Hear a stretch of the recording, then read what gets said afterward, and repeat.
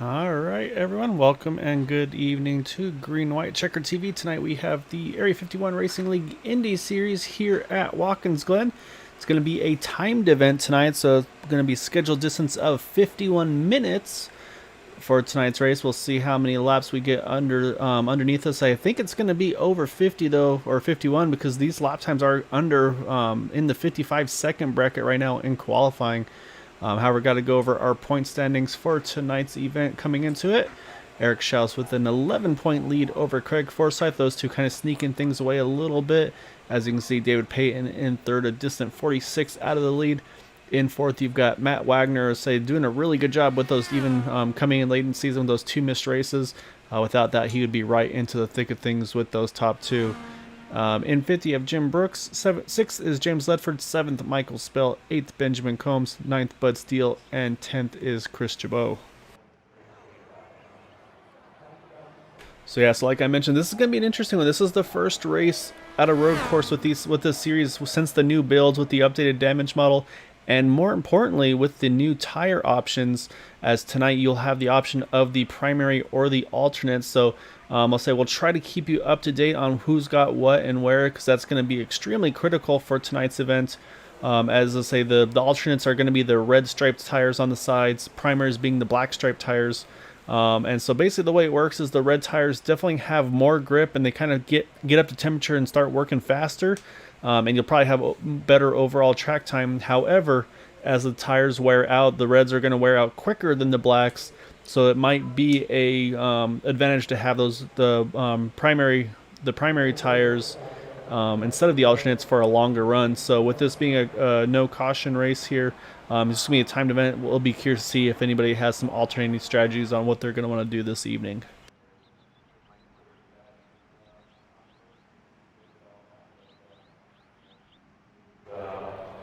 Alright, looks like qualifying has just completed, so we'll go ahead and pull up our starting grid for tonight's event.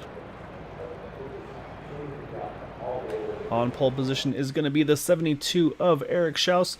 Lining up next to him, though, is going to be the number 20 of Harry Wills. Only 9,000ths of a second difference between the two of them. In third is Logan Helton. Fourth, Jim Brooks. In fifth, Craig Forsyth. Sixth is Taylor Lane. Seventh, Charles Teed. And eighth is Michael Spell. 9th through 16th here, we've got Joe Fierro, David Payton, Jack Walls, Ivan Pla, Paul Patterson, Matt Wagner, the first of those deciding not to put down a qualifying lap. In 15th, Dwight Plush. 16th, Robbie Richards.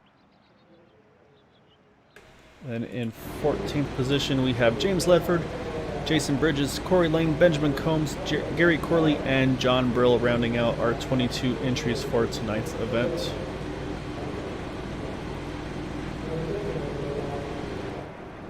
Gail, I'm looking here at the entry list, and right now it's showing every single driver starting on red tires. And that's perfect to know, Stevenson. That's perfect intro as well for you. So obviously joining me in the booth tonight again is my esteemed colleague Steve Gottschalk. So Steve, very glad to have you with me tonight. And you're exactly right. Looks like everybody's going to start this race out on the reds.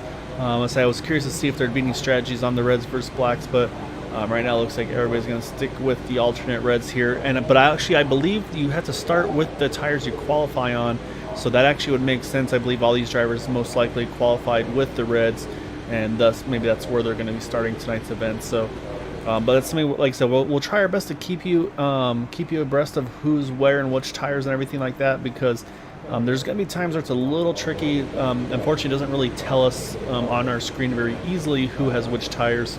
So we'll just have to say, obviously, though, as you can see with these cars on track, though, should be pretty apparent, though, who is on which tires here, just as you'll see the sidewall of these cars as they go through here. But, Steve, I know you ran some laps here tonight, so while we're taking this pace lap here, why don't you take us through what you've noticed under taking some laps around this track? Okay. First of all, good to be back with you, Gael.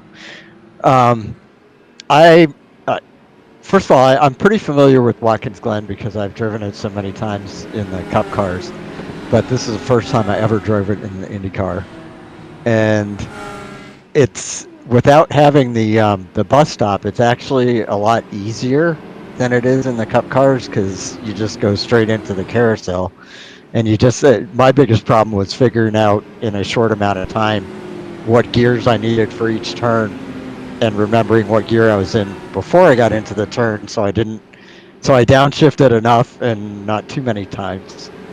The red tires are a little pushy on the first lap, so you have to be kind of careful. My problem was in the carousel and coming off of the last turn onto the main straight. Then I also noticed that if you get a little bit too aggressive coming off of the slower turns, like turn 1, and the last turn, you can definitely lose it. It doesn't feel loose, but it'll just snap around on you before you even realize what's going on. But other than that, the setup is very comfortable, and these guys should have pretty good control tonight.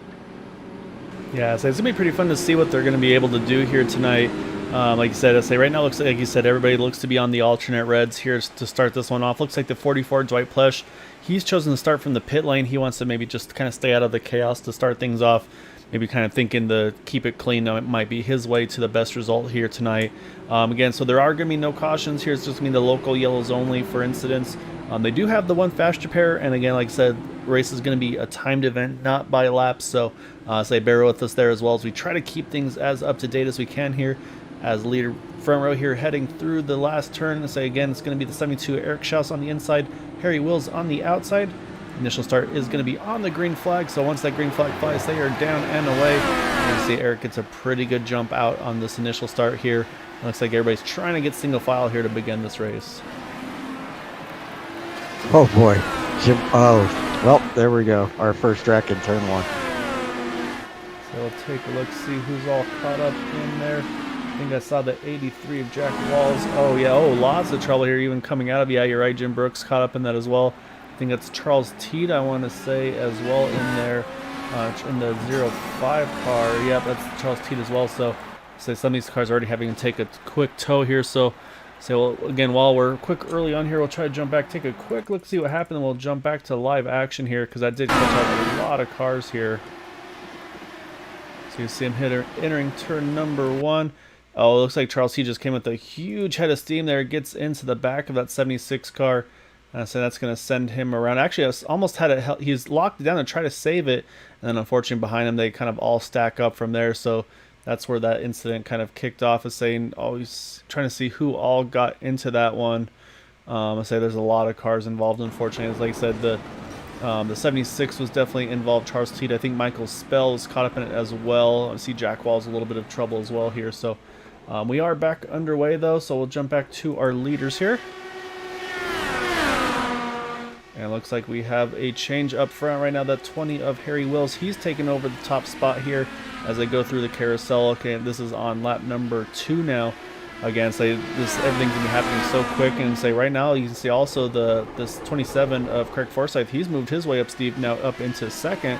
So a really good start for him on this opening stint of the race. Oh, you see one actually spun around on the carousel again. That's the 76 of Jim Brooks. I think he was trying to get that car back to the pits, but I think the damage affected that car's performance. So you can see he was kind of just waiting to try to find a safe way to get back on track, but So this is where it gets dangerous, trying to get on track when there's still cars approaching you. So hopefully he's able to get spun around cleanly before other cars get there.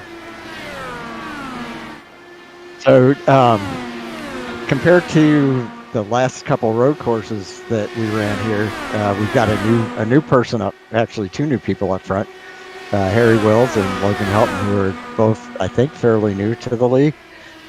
Craig Forsyth and Eric Schaus were definitely not surprised to see them up there. And the biggest surprise to me is Matt Wagner, but for some reason, I don't know if he chose not to qualify or if he messed up in qualifying, but he's currently running, let's see, 7th, it looks like.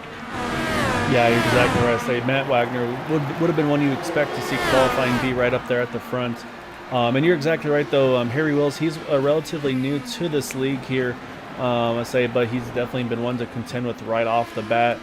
Say Logan Helton, I think this may be one of his first Indy Series races with Area 51. Done a lot of Cup racing, really fast in those. So say he looks like the speed's carrying over onto the Indy cars as well. Also a relatively new face to his group, as well as the 32 of Taylor Lane. I'll say Taylor right now running in the 5th position as well. So great start for those drivers here early on. Like I said, Matt Wagner, though, he is on a tear right now from 14th to 6th on that initial start. Got through kind of the carnage to begin with, and now he's got some clean air in that number 99 car to try to chase the front group down. However, he's got almost a 10-second deficit just due to his starting position. Yep, and that deficit has actually increased over the couple laps that I watched. So these leaders are really putting down some incredible laps. And I noticed that Logan Helton made the pass on Eric Schaus to get into 3rd. And actually, Steve, remember I was talking to you earlier about hoping we'd be able to get some info on the push to pass.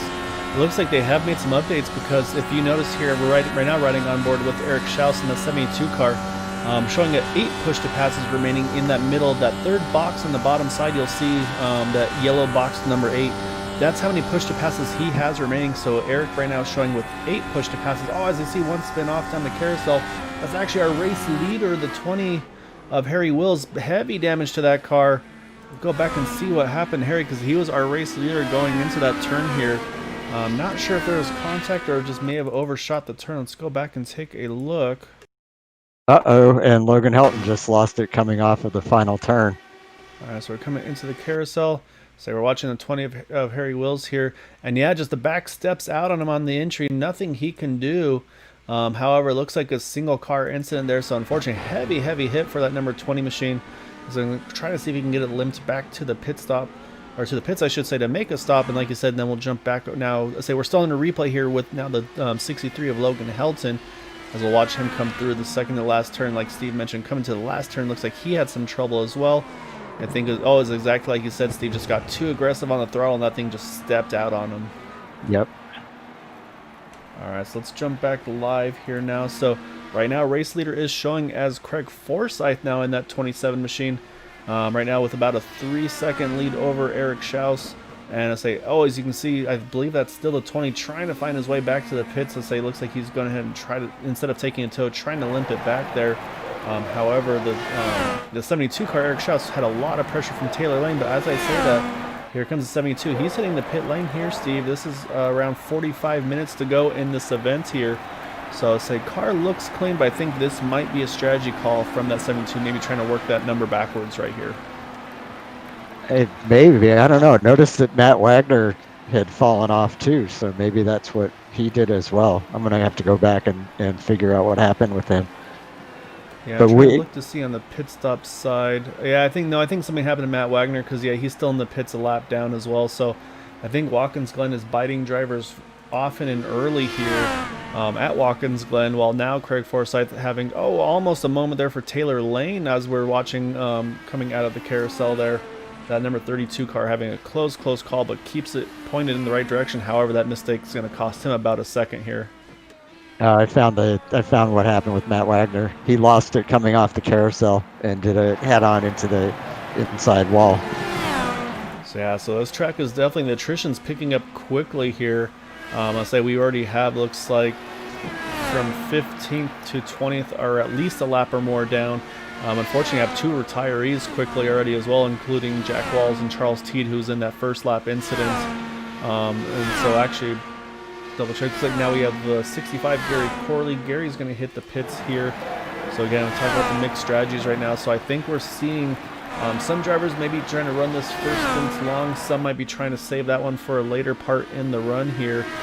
Right now, Craig Forsyth definitely doing what he needs to do here, Steve, to try to close that gap over his championship rival in that 72 of Eric Schaus. Okay, so I don't know what Eric Schaus is doing. He just pitted again. Or no, sorry, I'm on replay. Never mind. Let me double check, because I think I'm trying to watch that car go by, and if I'm not mistaken, we'll actually hop on board here. So he's on he is on the primary tire, Steve. He went ahead and got rid of the alternate reds, and he's gone to the primary black tires on that number 72 car. So and so okay, so saying we're getting some insider info from Eric's crew chief / wife Rachel. So the change for Eric was actually seeing the people spin on those primary or the alternate reds. He decided to jump off those, get onto the primary blacks, and see if that gives that car a little bit more control. See if that's going to help his cause out in this race here. Okay, very interesting. Thank you, Rachel. I say it's always good to have some good help, and say she's always it's awesome to have some of the people that view week in and week out. Saying Rachel's definitely one of those. That's one of our regulars, so and saying always gives us some really good insight as well. Whether or not Eric wants us to give out that info or not.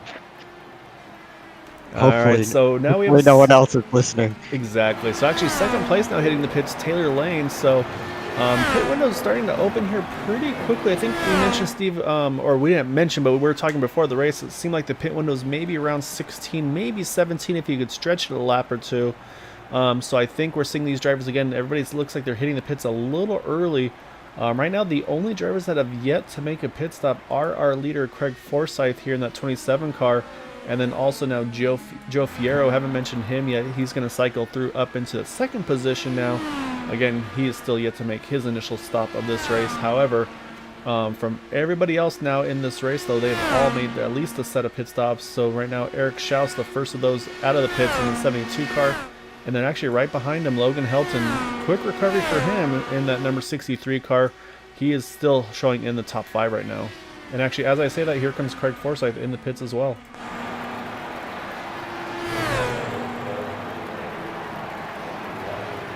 Yeah, it looks like a lot of people are switching to the black tires. So yeah, it's pretty interesting to see how, like we talked about, we kind of feel like, okay, the reds might be the quicker one early on or what, but it looks like Joe Fierro, he's going to stay out here, so he won't get a lap led this time around as he's still heading out. However, it does look like that strategy is working for that 72 of Eric Schaus, because as I say that, he's now going to jump around that number 27 of Craig Forsyth, and he will cycle through right now in the second position. However, as you can see, he is right on the rear wing of the leader, Joe Fierro. And Craig Forsyth is now on the black tires. Let's see, Joe Fierro's on the red tires. Yeah, say Joe's still on his original set from the get-go of this race. And I think right now the pace is definitely starting to fall off a little bit for him. Because to say that last lap for Joe Fierro is definitely off the pace, down to about over a minute's lap time. May have had a mistake at some point. So right now our top 2 though now going to be the 72 of Eric Schaus as well as the 63 of Logan Helton. We mentioned he had that spin off of that final turn. However, again, a quick recovery for him, and he is right back into the mix here as well. Craig Forsyth just a little bit further back there. You can see him crossing the line now. Looks like he's going to be about 2.5 to 3. Actually, looks like about 3.5 seconds off our leader now of Eric Schaus. And Eric Schaus's gamble paid off because he's now leading the race. Yeah, the pit strategy worked for him. Looking at the pit stop times, it wasn't like he had a really short pit or anything like that. Everybody's in the mid 7-second range. So I think just Eric being able to get out of that kind of that pack he was in and be able to get the clean air. And just kind of run what he does. It seems like it's working very well for that 72 car. But like I said, though, can't get too comfortable because he's got plenty of pressure behind him with that number 63 of Logan Helton and Craig Forsyth, he's got his hands full now with Taylor Lane. This is a battle for third. Oh, as I see one sliding up, was that? Oh, it is a 72. That was Eric. Oh, let's go back and look. Unfortunately, a little mistake for Eric. He's going to get it back pointed in the right direction. Looks like he's going to get away with it. Just some time loss. I don't see any contact with the wall. Watch him here entering the second to last turn. Sends it on in there. Yeah, just loops and may have got too aggressive on the throttle. However, but like I said, doesn't make any contact here, and just able to, but is able to loop it back around. So that's a good break for him. Not what he wanted to see, and actually he's going to hit the pits after that spin as well. So that's going to cycle things through. Hold on. I'm a little trying to catch up here. All right, so now Logan Helton. No, I think Logan Helton must have had a moment too, because I'm showing our race leader now actually being that 34 of Taylor Lane. Or I'm sorry, not the 34, the 32 of Taylor Lane with Craig Forsyth right behind him in second position. So I think Logan Helton may have had a little miscue as well in that number 63 car. I'm wondering if Logan Helton was maybe still on his original tires, and he just happened to be behind Eric because he had stayed out and Eric had pitted. I'm showing Logan last pitting 9 laps ago. And yeah, so he had something happen to him because his last lap time was a 1:05 just about, whereas the normal right now lead is running in the 57 seconds. So looks like unfortunately Logan made a small mistake as well. That's definitely cost him some track position. So again, we talked about this right now. This track is just biting these drivers here. Right now Taylor Lane though working his way back up to the front. We saw him fighting hard to try to catch the 27. But now these roles are reversed after that first set of pit stops. So it looks like Eric did not like the black tires because he's gone back to the red ones. And I think that's going to be a learning curve for all these drivers, is figuring out who prefers which tires and which is the way to go for these drivers. So, like I said, everybody started on the reds and it seemed like everybody switched to the blacks, but now everybody's jumping back again to the reds. I don't believe there were any rules in place on requiring using both sets of tires. That is something that IndyCar does require, that you do use both sets of tires through the course of the race. However, with this being the first race with this implemented with these cars, I don't think iRacing requires it, and I don't think Area 51 has anything in store for it either. But with that, though, we have a really good fight here up front, though, with Craig Forsyth just putting all sorts of pressure on that 32 car.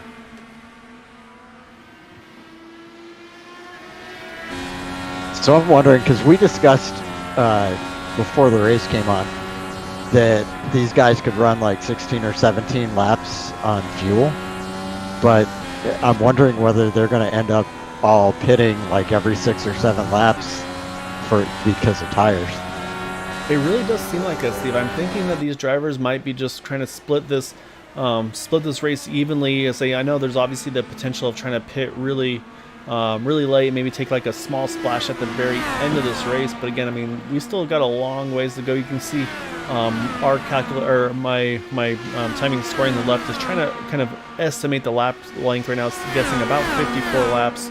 I'll say time-wise though, we're showing just over 35 minutes left to go in this race, so still a lot of time for these drivers here. As actually looks like 63 Logan Helton, he's going to hit the pits as well. So try to take, car looks good here, so he went about 11 laps. Taylor Lane just lost it coming out of the carousel. Yeah, I just saw it. I saw the car stopped on track, so we'll go back and see what happened to Taylor coming out of that carousel. So I think that pressure that Craig was able to put on him actually came to fruition, if you will. So as you watch him come down the backstretch, just about to hit that carousel. And we'll see if he had a similar situation, maybe just getting a little too aggressive on the throttle. As you can see, as he gets in the turn, everything looks good. But yeah, it looks like just too aggressive on the throttle. But just as a little 360, no damage to the car, so he's going to be able to get back going again. However, this is giving now that 27 of Craig Forsyth a huge lead here, Steve, showing about 10 to 12 seconds over that second place, which is actually still that 32 of Taylor Lane. Yep, and then 34 seconds over Ivan Plow in third. Yeah, we actually haven't mentioned Ivan yet tonight in that 75 car. Ivan's having I would call something a pretty nice quiet race to start things off here. He's not got a big gap over Corey Lane. However, that car is now up into that third position from 12th. Corey Lane, though, from 19th to 4th, so a great start for him. As I think just keeping that car clean, keeping it out of trouble here. It's done a great job for him, as saying he's right in reaching distance of that 3rd position. And we mentioned Joe Fierro, he's not too far behind as well in that 5th spot. So right now, 3rd through 5th here are really close together. And then Eric Schaus, having made that extra pit stop, he's starting to close that gap back down in that 4th spot, or sorry, in the 6th spot. I'm showing Craig Forsyth is running high 57-second laps right now.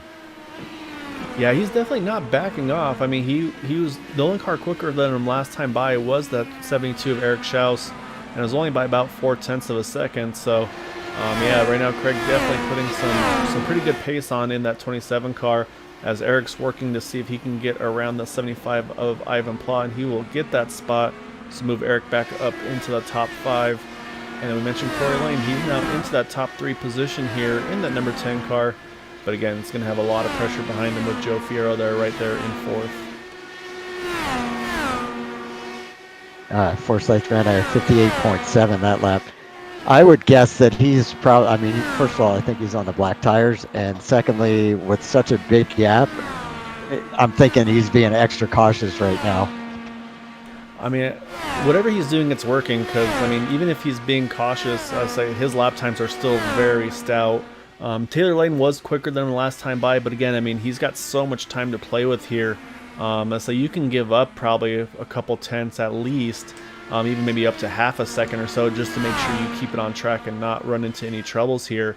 If you're in that 27 spot, because again, say right now he's thinking max points for him, trying to get the win, get the most laps led.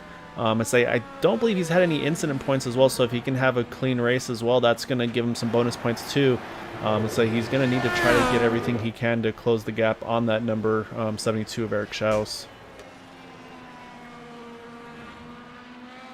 So I also jump around a little bit. James Ledford in the 48 car, he's moved his way up into 7th from 17th. So I'm not surprised with James. He's usually one of those ones that kind of just stays out of trouble and starts working his way forward.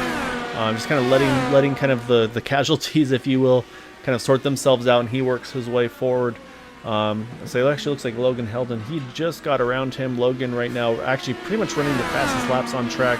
Almost actually, it looks like he was a full second faster than the rest of the field that last time by, as he's definitely trying to make the most of those fresher tires, as he last pitted about, looks like about 4 laps ago. And then here comes the 72s back in again here, Steve. Eric Schaus in that 72 car looks like might be getting another set of tires here.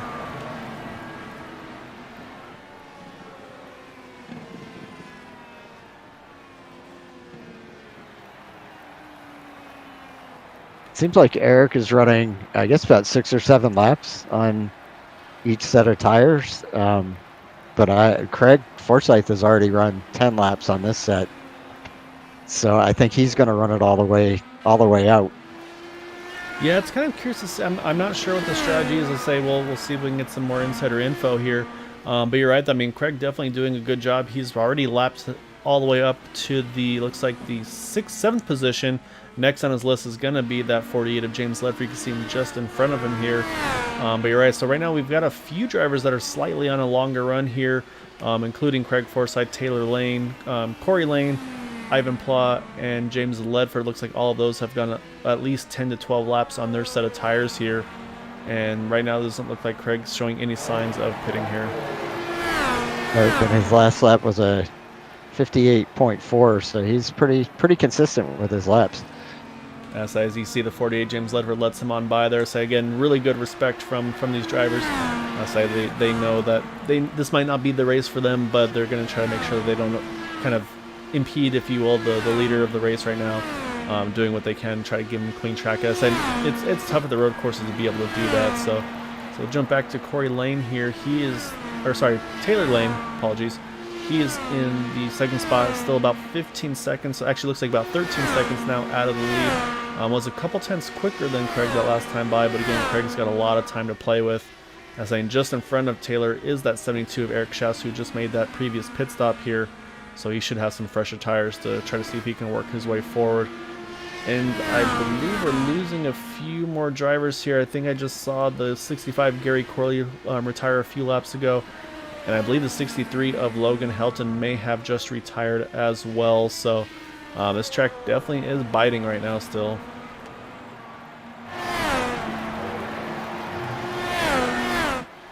So I jump around a little more. Don't want to ignore some of our other drivers here also that are having some pretty solid nights. David Payton right now in the top 10 here.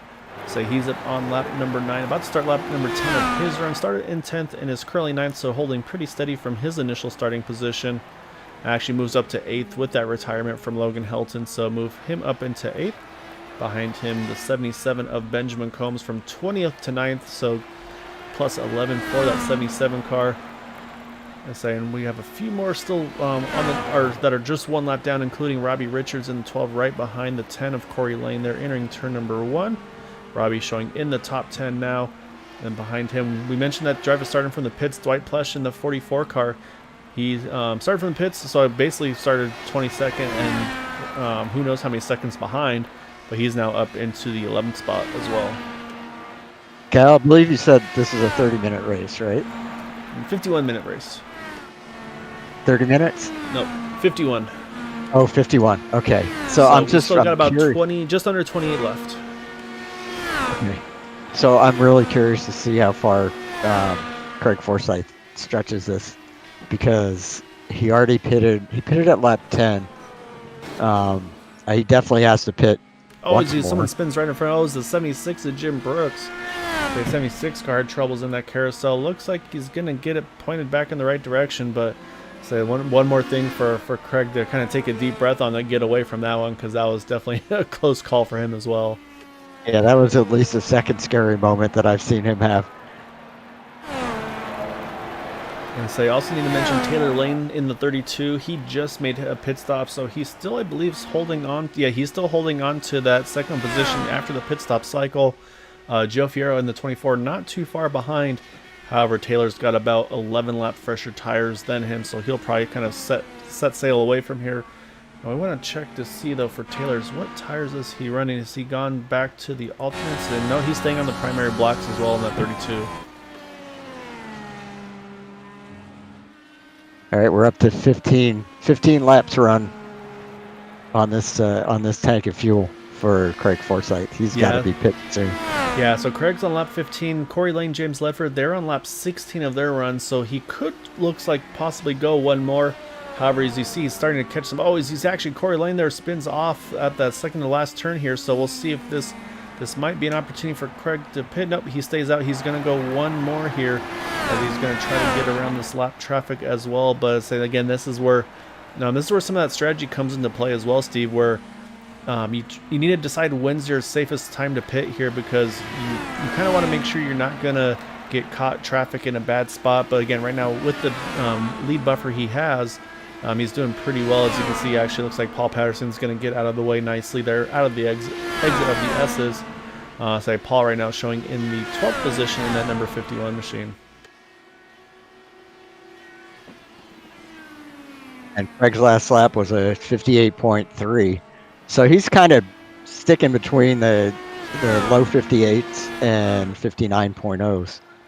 Yeah, no, these lap times are really good for him, especially as far as he is on fuel.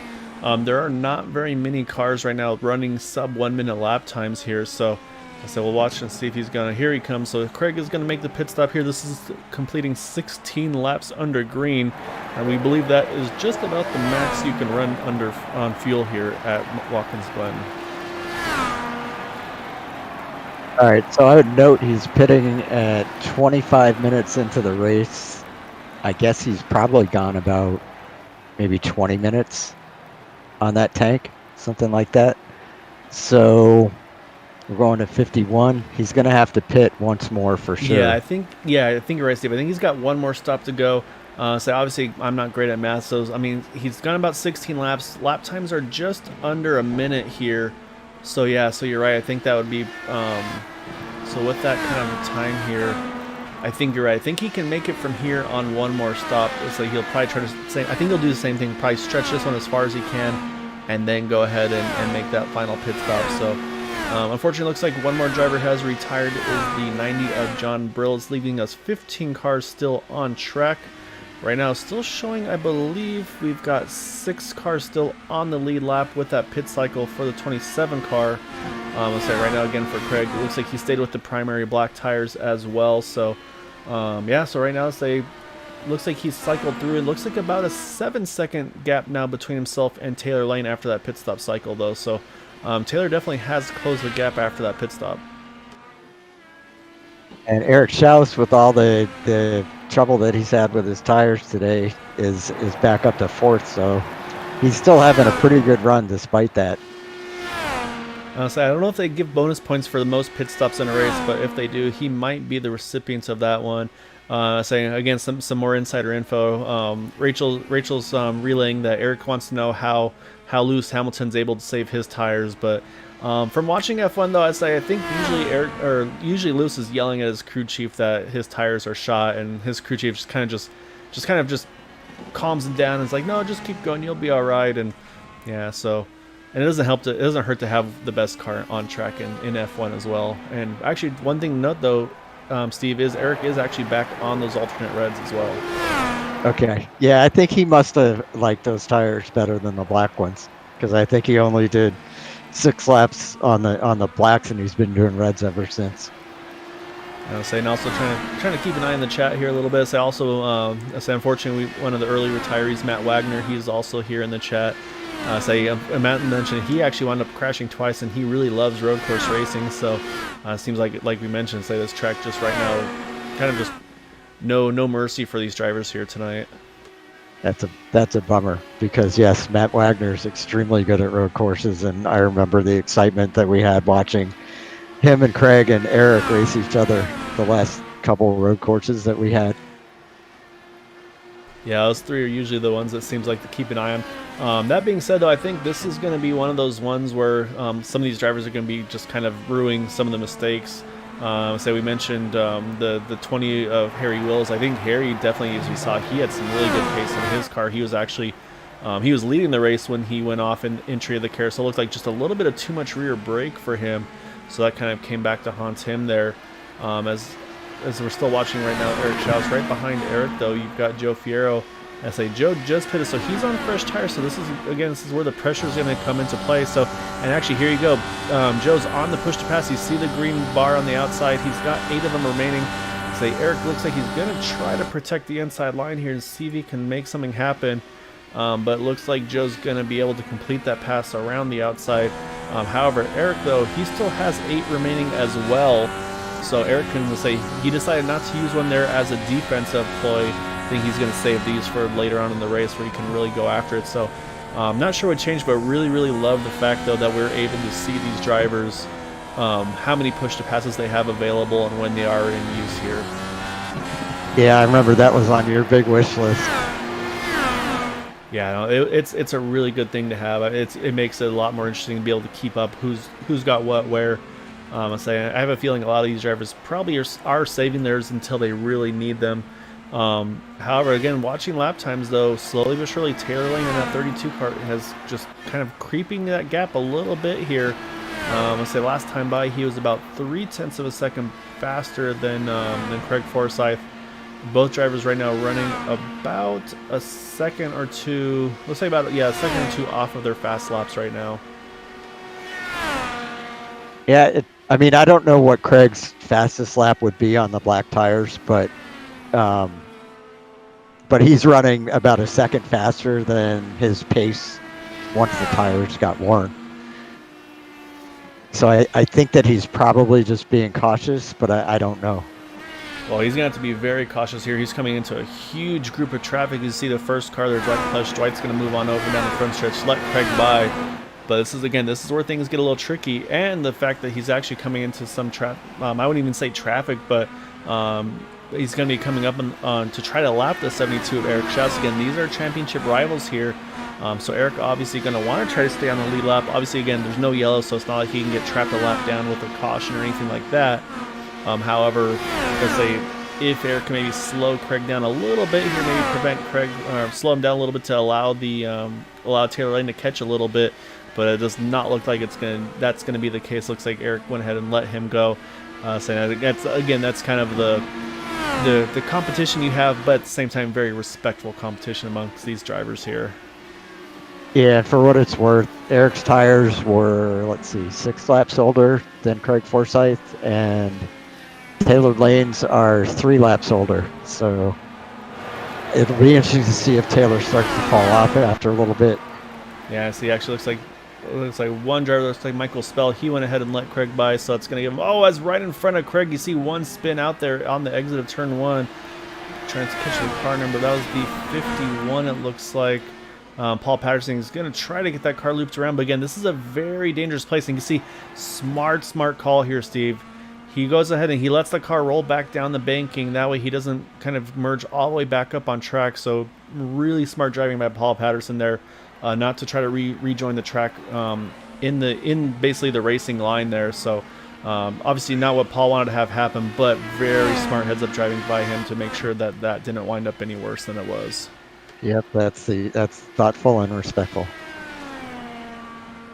All right, so we'll see what the lap times look like. Last time by, again, Taylor Lane about almost 3/10 quicker than Craig Forsyth. So that lead is slowly but surely shrinking. You can see in the background as Craig is entering turn number 1, Taylor just comes out of the front stretch there. So we'll see this next time by. And again, Taylor about a tenth and a half up on Craig. I'm sure Craig lost a little bit there on that lap working with some of the traffic. But now Taylor's going to have to interfere with that traffic, as well as he's got Eric Schaus right in front of him, as well as I believe the 12 of Robbie Richards. So we'll see what Taylor's able to do here. See if he maybe uses a push to pass. No, he's going to stay in line here, just use some draft here. And it looks like he's just going to kind of hope that these guys will kind of roll out of him so he can try to make his way forward. And Eric indeed does. I think he's going to try to see if he can get around Robbie Richards here down this next straightaway.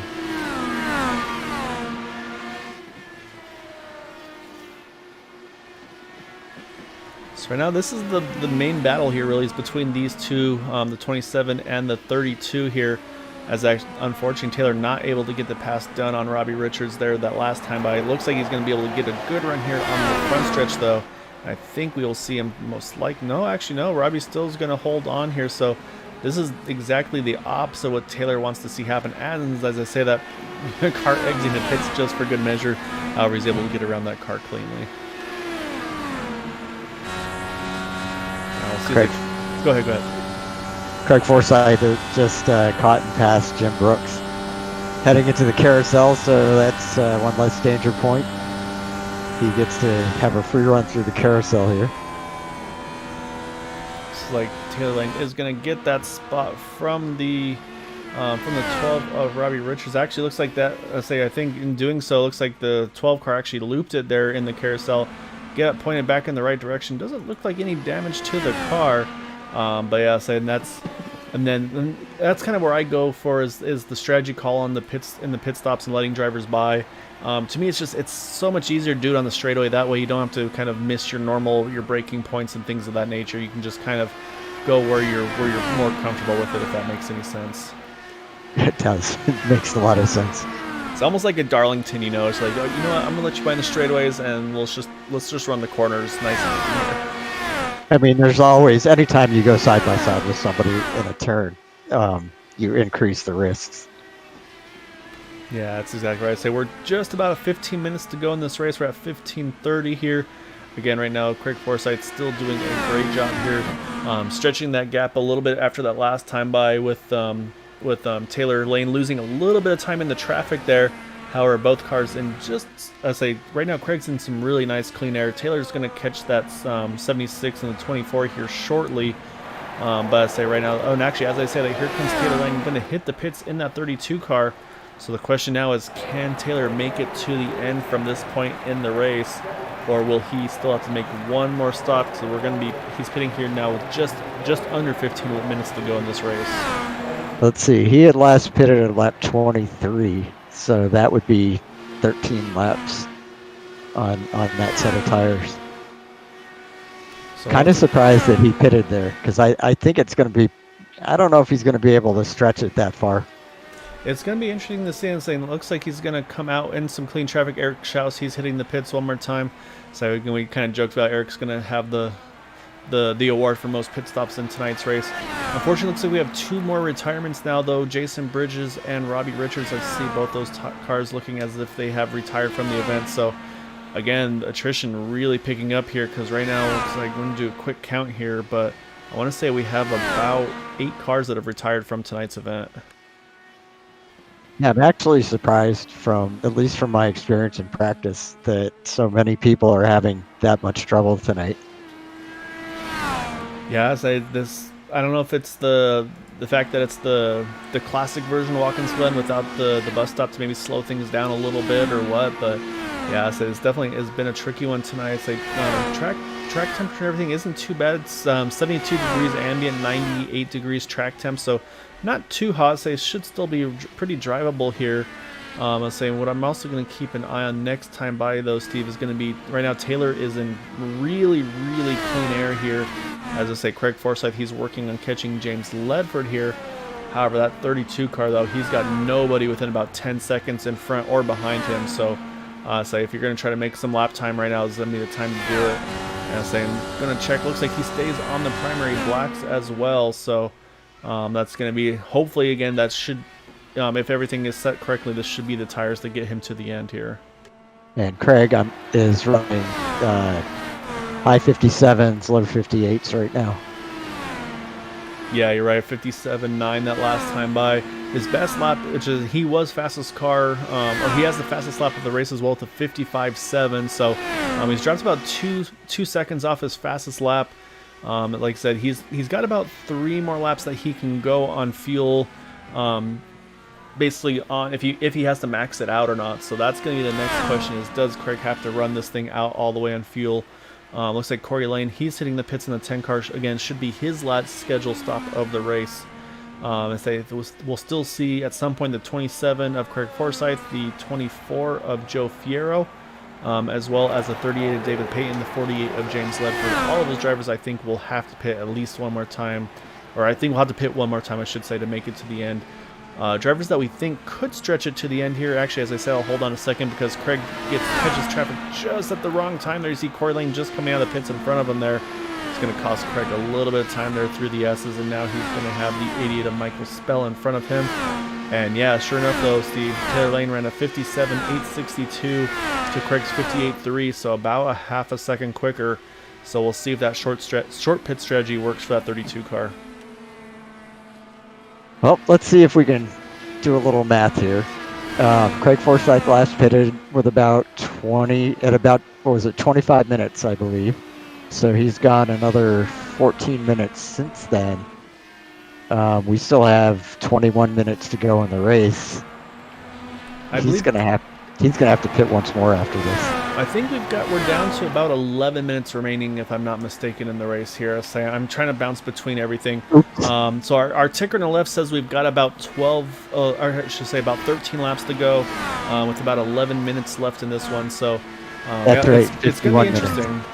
Yeah, 51 minutes is the overall length. I say what's going to hurt Taylor right now, though, is he just caught some traffic at a tough spot in the track. And, the traffic is not moving out of his way there, so he's going to have to wait to get off of the last turn to make the move there, so that may cost Taylor a little bit of time there. And Craig definitely responded that last time by. He ran a 57.7, and yeah, sure enough, Taylor lost a little bit of time in that last turn there. He runs a 58.1, so about a half a second quicker now for that 27 of Craig Forsyth, even on those older tires. You're right, though. 11 minutes to go. Craig may as well pit right now because he can make it the rest of the way. Craig's not listening to us, though. Because I got my own thing, guys. Don't worry, I got this. So say this. I think, though, this time by Craig will have to pit, though. I think, as we mentioned, this is, I believe, how far you can stretch it on fuel. So I think we'll see that 27 car in this next time around. And maybe that's something that Craig was looking at. He realized that he could actually make it on one fewer stop. As you can see, he slows down a little bit. I think a little bit of indecision there between himself and James Ledford. James trying to give him the room, and probably Craig wasn't quite expecting it. So slow the momentum down just a little bit for that 27 car, and the same thing again, going to wake him up a little bit as well. Well, Taylor Lane's going to be close. He could possibly make it, but Craig Forsyth can definitely make it. This will be his last stop. Yeah, I'll be curious to see if Taylor's able to stretch. And the other thing too, Steve, is We mentioned those remaining push to passes. If Taylor does get out of the pits, maybe right as I said, here comes the 27. He does hit the pits this time around, so he's going to pit here with just over 9 minutes left to go in this race. Should easily be enough to get him to the end. We've actually only got, as I mentioned, only got 13 cars left in this race as things run again. Attrition just running really high tonight. So the question now, Steve, is going to be, where does that 32? Right now, the 32 is coming out of the second to last turn.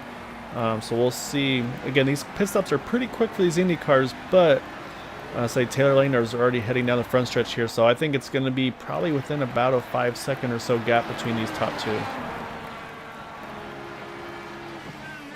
Looks like Craig's out of the pits heading into the S's, so he still holds on to that lead, but now the question is, how close is that 32 of Taylor Lane? So we'll hop on board with that number 32 car. Has yet to use, he still has 9 push to passes remaining. Curious to see if he uses one here to try to close that gap. It looks like he's going to still hold on to him here. So right now it's showing, it looks like about a 3-second gap between the 27 and 32 after the pit stop cycle is completed here.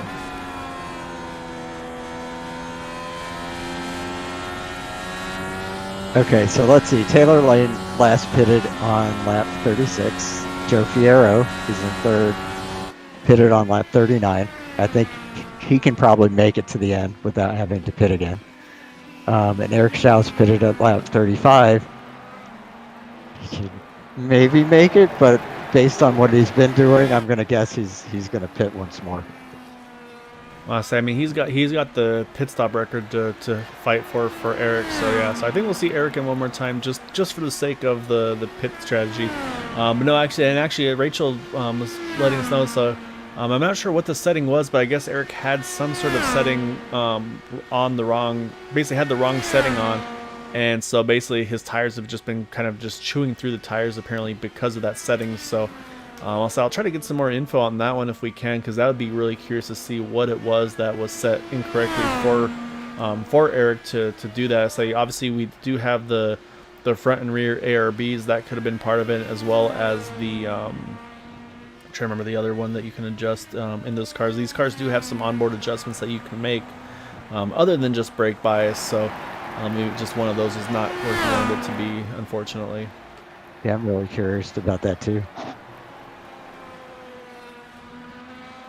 Alright, so right now, after the pit stops have cycled through, so right now these are the 2 lead lap cars, though. It is the 27 of Craig Forsyth, 32 of Taylor Lane. Saying they are both within the 5 seconds of each other, so they're definitely keeping this gap close. Let's say third on back, though. Joe Fierro still holding on to a strong third place position here in that number 24 car. So the question, though, is going to be, can he make it the rest of the way without hitting, which we do think he can. The next question on that one is, can Eric Schaus catch him? And does Eric have enough fuel to hang on to be able to try to complete that position as well? I'm looking at how far ahead Joe Fierro is, and I don't see that happening.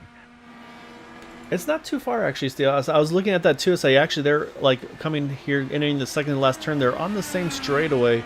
So I'd say if Eric has the tires and settings where he wants them to be now, he might be able to make some pace. Let's say we know Eric's really quick at the road course, so I was a little surprised to see him where he was tonight. But looks like he's definitely got that ship righted here. So we'll definitely keep an eye on there. Okay, and let's say more insider info. He is good to go on fuel, which if that's the case for Eric, I feel pretty confident then that Taylor can make it to the end as well on fuel. So I think that 32 to 27 cars, I think both the 32, I think he can make it then as well if the 72 is able to, as they pitted on the same lap.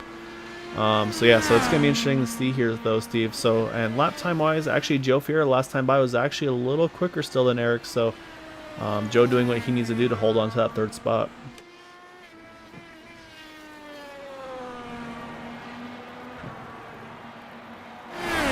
So we're going to check on lap times this time around. Last time by Taylor was just a couple tenths quicker again.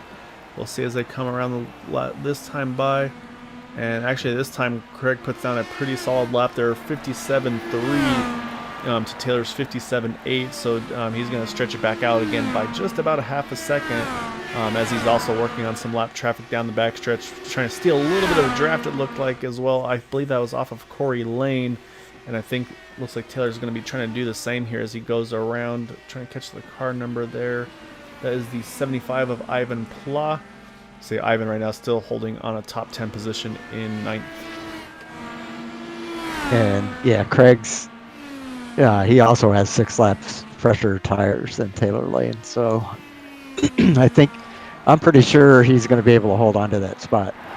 Yeah, I think he just needs to keep it on the dark patch, and I think he'll be in pretty good shape. But again, I mean, we've seen a lot of leaders unfortunately make mistakes from the lead. So say just Craig needs to make sure he doesn't make those same mistakes here. As I believe we got just under 4 minutes to go. I believe it's going to be about 5 laps remaining in this event, maybe 6. We'll have to wait and see. It's going to be a little tricky to kind of catch exactly when the last lap of this race is with the timed events. Makes it a little bit trickier. Right now, Craig definitely doing what he needs to do to try to finish this thing off. However, that last time around, again, Taylor is just a little bit quicker, Steve, about a 10th or so quicker. But again, still, I mean, that gap is a pretty stable 3.5 seconds between the two of them. So I think with that, if you're that 27 car, you feel pretty comfortable. And of course, you got those push to passes left in reserve if you really need to get a little bit of a boost on these straightaways to try to separate that gap a little more. Yep, that's right. And we've only got about 4 minutes to go. So about 4 laps. And if he's only cutting down by a 10th or 2 per lap, it's not going to happen.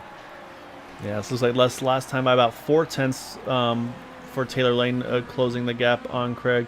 But again, though, I think like we talked about, I think Craig right now is just kind of being smart about things and say, we'll actually hop on board. First, we'll hop on board with the 32 of Taylor Lane. Take a look at the push to passes, and sure enough, Taylor is on the button. He's got 6 to go, 6 push to passes remaining on that car. So I say he's decided he's going to try to start using them now, try to put some pressure on that 27 car here as he enters the carousel. And as we come out of the carousel, let's jump over to Craig Forsyth. And Craig is down to 7, so he has used a few, Steve. So right now that advantage, I'd say, is basically 1. Craig has 1 additional push to pass than Taylor does. So I think we were going to see these lap times start to pick up a little bit. We'll see as we come out of the front stretch if Craig uses one or not. He does not. So we'll jump back to Taylor and see. Taylor's going to stay with his as well here as we're going to come around here. About 2 minutes to go in this race. Last time by was about 4/10 of a second quicker for Taylor Lane than Craig Forsyth. So he's definitely not giving up to try to see if he can make that fight happen.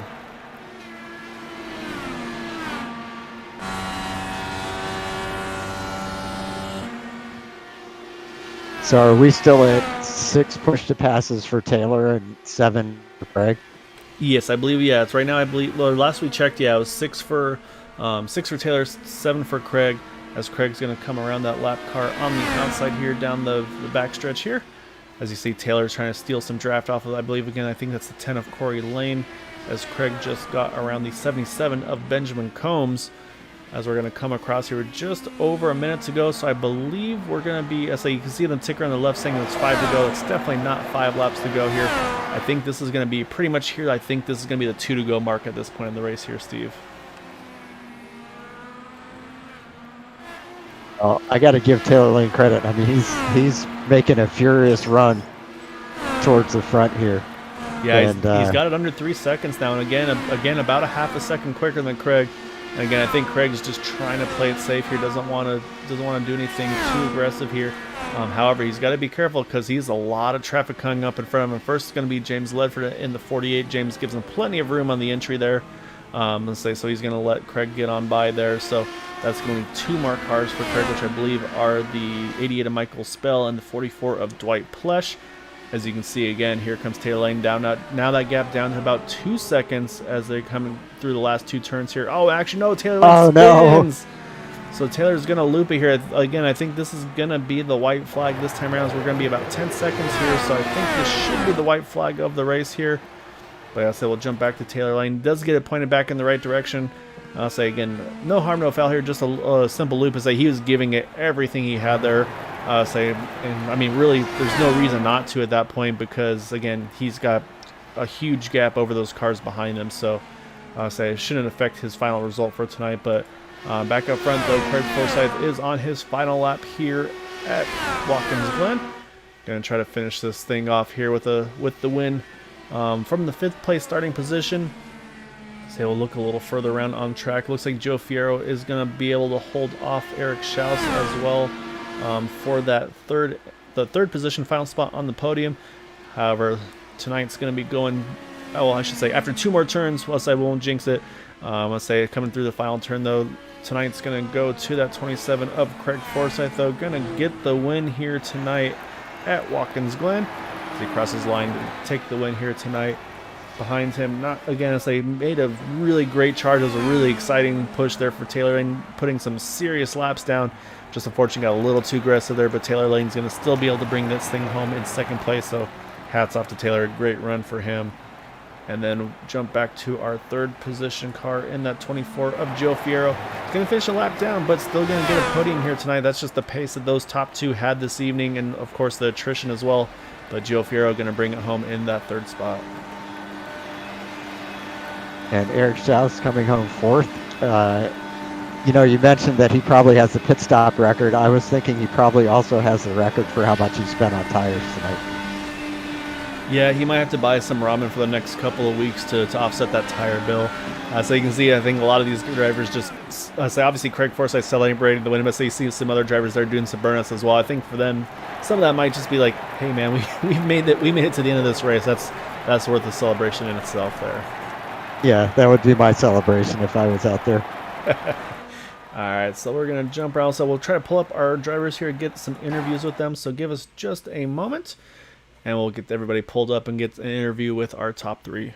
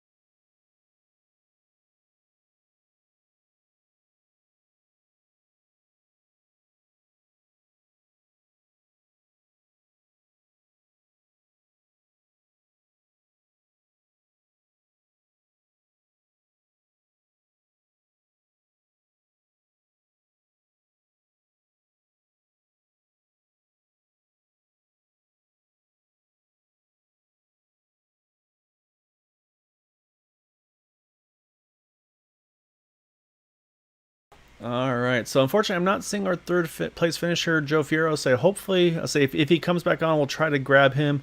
However, so with that though, we're going to jump over to our second place finisher in that number 32 of Taylor Lane. Say Taylor started in the 6th position, worked his way up into 2nd. So he gave it a really good run here tonight, Steve. Just unfortunately, I think just there's a couple small mistakes that cost him a little bit earlier on, and then made a really, really good charge to get himself back up into contention there. And it was a really, really awesome charge at the end. Taylor, seeing you try to chase Craig down, I think he was obviously trying to just play it safe there at the end. And then until that spin at the second to last turn, but you were giving it your all there. It looked like. Yeah, that was intense. I saw the gap come down. I'd saved all my push to passes. I'd used one up until the last 10 laps, and every lap I was just pushing it every time I got into from turn 1, just hitting it every lap, and the gap came down so fast that I just pushed a little bit too hard into the second to last turn, and it just went round. I was very lucky to not get it in the wall. We were watching you cut around a half second a lap every lap, and then the traffic kind of slowed Craig down a little bit, and I thought, you might be able to get up there and challenge him depending on what happened with the traffic, and then I know if I can understand what happened in your position, because you get excited, you see him there, and it's like, oh, I'm so close, and you know that you don't have enough time to really get there, and you just push it too hard, and around she goes. Yeah, I don't even know what happened. I think I just, for some reason, the gears didn't want to go down fast enough, so I ended up having to go a little bit deeper into the turn, and by the time I was down into the right gear, I was too deep into the turn, and the rear just did a switcheroo with the front end, and yeah, that was an enjoyable race. That was. Yeah, I mean, yeah. So you obviously had a really good run. I'd say it was. I'll say the only question I have is, I mean, was there anything specific tonight? I mean, I said I know this is one of your first races here with Area 51, at least at the road courses too. But I honestly was a little surprised to see how just kind of how hard this track was biting drivers tonight. It almost seemed like it was just a really hard one to get everybody to get their hands around to get comfortable with it tonight. Did you have the same approach? Were you having troubles getting like the feel you needed tonight, or what was going on where maybe it was biting some of these drivers? So the issue that everyone was having was the setup was it was just cooking the tires. So on the first stop, I started on the alternate. So when I stopped, the rears were at 150 degrees Celsius, and that's ridiculously high. They operate at like 85 to 95 degrees Celsius, and the primes were the same. They were at like 145 degrees Celsius, and it was just it wasn't wearing the tires. It was losing like 2-3% in a stint, and it was just the temperature that was catching everyone out. Okay, so it's just the temps are just jumping. And I think that's part of the new build as well. As we've been noticing ever since the new build, it seems like the tire temperatures have really been something to fight with these Indy cars, unfortunately. So I say that's gonna be something obviously that way we can hopefully that info can get relayed to the admins and they can try to figure out what needs to be done to get that corrected for future races. I think I saw the same thing as well with the ovals, as where those tires were getting pretty roasted as well there. So. But yeah, I mean, again, so I mean, a really good run for you tonight. Like I said, I know you and Harry were on the same team racing together there. Say, unfortunately, Harry had the issue going into the was it into the not the bus stop? He went into the carousel. Carousel, yeah. He looped it in the carousel. Was that just too much rear brake? I don't know if you were talking to him when that happened. That was the tyres as well. So he went in and he already started to get a little bit squirrely into turn one on that same lap. And then by the time he got to lifting off and just jumping on the brakes a little bit, the rear had already gone round on him. Okay, so yeah, so it sounds like that was exactly what was biting the drivers tonight.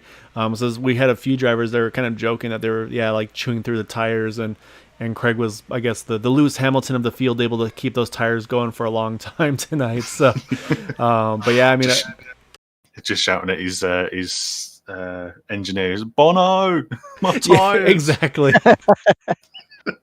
I say he had Bono there able to calm him down and let him stretch those stints out. But yeah, I mean, a great run though for you tonight, Taylor, getting that second place run. So definitely want to give you the floor. Any thanks and shouts you'd like to give for your finish tonight? So I would like to give a shout out to Gomez Sim Industries. That's a main sponsor for my team, Fiercely Forward. I'd also like to give a shout out to Porsche Sport and Open Car Software. And of course, you guys. I was just jumping around in your car, and I'll say now that I look at it, I say it's even more fitting. As I just noticed you had the Lewis Hamilton helmet on your car, so it works even better. But yeah, congrats again, Taylor. Great run tonight. Definitely hope to catch you in some of these future races and have some more chances to have a chat with you. Thank you. I look forward to it. Yeah, great job, Taylor. Thank you. All right, Steve. So with that, we got to jump over to our race winner in that number 27 car. I say they're already kind of joking around there after the race. I say Craig was saying he used his snow driving skills to perfection, getting the win tonight. Say already being deemed Craig Lewis Forsyth with the win tonight. Just able to. I don't know if you were able. Was it tire preservation, Craig, that did the trick for you, or was it just you were able to kind of just handle those tires wanting to slip around on you? Oh no, I think I got lucky and seeing how how it was just killing people without warning, and I think I dialed it back at the exact right time and then paid attention to how the tires. I mean, on the reds we were going so fast on the reds, but it's I'm sure the other guys have mentioned it's the issue with having the a new setup with all the changes that have done. We haven't had time to flesh it out, so we hadn't really known that it was going to get that bad that quickly, especially on the reds. So I think I just got lucky in that I survived the first the first stint, and then at that point knew that I needed to be careful, even on the primary tires. And so the other big thing with tonight was this was the first race with the new build at a road course, where you had the option of the primaries versus the alternates. So I mean, how did that play into your race tonight? And say, how like noticeable was it for you between those two tires over the course of the race? As I know you started on the reds, and then at some point you've been on the blacks as well. So was that something you noticed the difference, and that was kind of that was a conscious decision that you wanted to be on that certain set? Oh yeah, they were night and day apart. I mean, I'd known that from practice. Was that, I mean, the blacks were at least a second slower even when they were warmed up. And at this track, you don't want to be a second slower at the start of the race because you'll get left behind. And I mean, the way we raced the Glen with no boot, no chicane, it's basically a short little oval with a couple extra turns. So the drafting is really important. You need to stay right behind the person, so you can't be on the wrong tires. That's why I'm sure everyone started on the reds, but and I mean, at first the reds, we were lapping as fast as we normally do. So the setup was right for how we used to drive it. It's just, it overcooked the tires too quickly. Okay, yes, I mean that's really great insight to know. Saying Steve and I were pretty excited to see how the tires are going to come into play. I say it was a little tricky at times for us to try to catch who was on which ones, but you say you guys did it. It was, I say Steve was on top of that to be able to try to keep an eye on that. And the other thing that was nice to see too is we were able to actually see the push to passes tonight. So we would be able to hop on board with you, and we could see, okay, if you're on the push to pass or how many you had remaining and things of that nature. So that was also a fun one to see. So I know you saved most of yours to the end, and I know you still had some in reserve as well there. Those final few laps there, so obviously you had a nice little cushion prior after the pit stop cycles and everything were clear. How much were you kind of watching your interval between yourself and Taylor there to decide if you needed to kind of pick up the pace there? Yeah, I was completely driving in my relative. I totally admit that. That's all I was watching was what the times were. I probably stayed out a little bit too long before that last stop. I really wanted to make sure that I had good tires that I could push hard if I needed to. So I only wanted to do about 10 laps on the primary tires at the end. And with all the push, knowing that I'd have all the push to passes, and at that point his tires would be 3 or 4 laps older than that, and they get really sketchy after. Well, they get really sketchy after 10 laps, where the primary or the alternate tires, the reds, got sketchy after 6. Craig, by pacing yourself early on, were you able to keep the tires from getting that sketchy when you got towards the end of the run? I mean, the last 2 laps, when I was doing the primary runs there, I was doing the full 16, running it right out of fuel. But the last 2 laps, they were not happy to be there. They definitely wanted the heck off the car. Did you get worried at all on the last few laps there? Because we noticed that Taylor was catching you about half a second a lap, and I've go ahead. Catching me quickly. Taylor was faster than me on the primary tires. I could tell that. The only thing I had in my guns was that I assumed he was using his push to passes to catch me, and I had them all saved up. Yeah, he had at least one more use than what you did, and we knew that he was being pretty furious with the way he was driving and using those. Yeah, it was a great run though for you, Craig. I said you can obviously confirm the other thing for us was were you able to run this one incident free with no incident points? Oh yes. Also, that's again, as we're talking about that as well. Obviously, trying to kind of climb the points back up over Eric. Obviously, him finishing in the 4th position. I believe, I want to say he at least had an incident at some point on track as well, where where it looped around on him. So, obviously that'll give you some bonus points there as well. So I said that gap's going to be pretty close here as we enter this final stretch of the season. Even when Eric has a bad night at Watkins Glen, he still finishes way up in the points. So I knew I was going to close on him, but not by as much as him completely crashing out and losing everything could have been. But that never happens to him here. He's too good for that. Yeah, you guys definitely say it's going to be a really good fight though through the NSA. I think this is the last road course before we kind of finish things off. So I'll actually go back and I'll go and check here. So now the next 3 we've got to get to the end. It's going to be Vegas, and then you've got Gateway, followed by obviously of course then Indy. So you're going to have a couple obviously Vegas, that'll be kind of a wild card just with how that track races. I'll say Gateway's going to be an interesting one. I think I don't know how if you've done too much racing over there with the way that it is kind of a long straightaways and then the sharp returns. Any of those three that really kind of stick out to you that you'd like to capitalize on? I'm looking forward to Gateway. It's a track I'm usually good at, so that should be nice. All right, well, congrats again on the win here, Craig. I say that being said, though, before I let you go, definitely want to give you an opportunity. Any thanks, shouts you'd like to give for that win tonight? I've got to thank the LMCgear.com crew for putting me in and out of the pits super fast, and sorry for the fans watching. We weren't able to be as fast as we normally are here. Usually we're in the the 55s, and we were able to do that for the first 3 laps, but that was about it. Next time we're here, we'll have the setup dialed in. It still seemed plenty fast for me. I don't know about you, Steve, but it looked like it was pretty quick from where I was watching. Yeah, it was fast enough for me too, and I didn't notice any fans complaining. They were just enjoying the racing part. Excellent. All right, congrats again, Craig. Look forward to catching you hopefully soon for another interview. But until then, enjoy this one. Hey, you bet. Congrats, Craig. Heck of a run. All right, Steve. That is our race winner, that number 27 of Craig Forsyth, getting the win here tonight at Watkins Glen. Doing so in pretty solid fashion as well. With that, though, we got to go through our final results. So, of course, Craig getting the win over Taylor Lane. Obviously, that 13-second gap, a little bit misconceiving. Taylor had that incident there coming to, I believe, at 2 to go.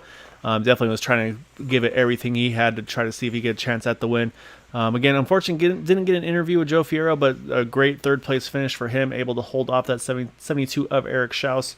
Corey Lane bringing it home in 5th. David Payton 6th. Benjamin Combs 7th. James Ledford 8th. Ivan Plott in 9th. Michael Spell rounding out our top 10. And then 11th through 20th here. We got Dwight Plush, Jim Brooks, Paul Patterson, and Robbie Richards. I believe the first of those to retire. Saying again, attrition was a solid one tie with the 12, and saying from there on out, Jason Bridges, John Brill, Logan Helton was fast. Unfortunately, got caught up in a couple incidents that made him retire.